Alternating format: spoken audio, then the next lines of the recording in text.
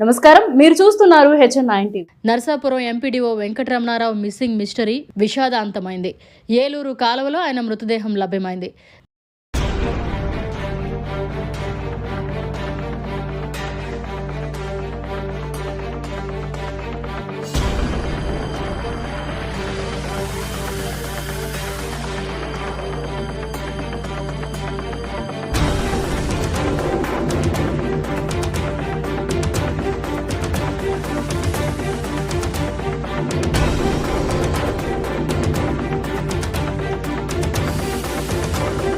Cell location missing అయిన ప్రాంతానికి 500 మీటర్ల దూరంలో మృతదేహాన్ని ఎన్డీఆర్ఎఫ్ బృందాలు గుర్తించాయి.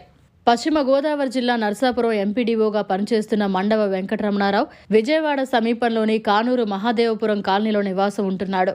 జూలై 3వ తేదీ నుంచి సెలవు పెట్టిన ఆయన 15వ తేదీన మచిలీపట్నంలో పని ఉందని చెప్పి ఇంట్లో నుంచి బయటకు వెళ్లిపోయాడు. 16వ తేదీనే నా చావు రోజు కూడా అందరూ జాగ్రత్త అని అర్ధరాత్రి దాటాక కుమారుడికి ఓ మెసేజ్ చేశాడు.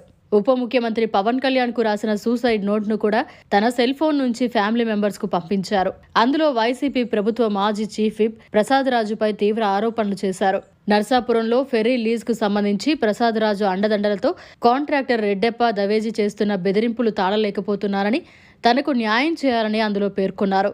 ఇది చూసి ఆందోళన చెందిన కుటుంబ సభ్యులు పెనమలూరు పోలీసులకు ఫిర్యాదు చేశారు. Cell phone signals, CC visuals ఆధారంగా ఇన్ని రోజులు గాలింపు జరపక తాజాగా ఆయన మృతదేహం లభ్యమైంది.